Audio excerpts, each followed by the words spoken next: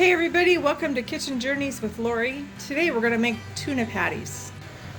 We're going to use 5 ounces of tuna, 1 tablespoon of soy sauce, 1 tablespoon of mustard, the juice out of this lemon, and 1/4 cup of rolled oats.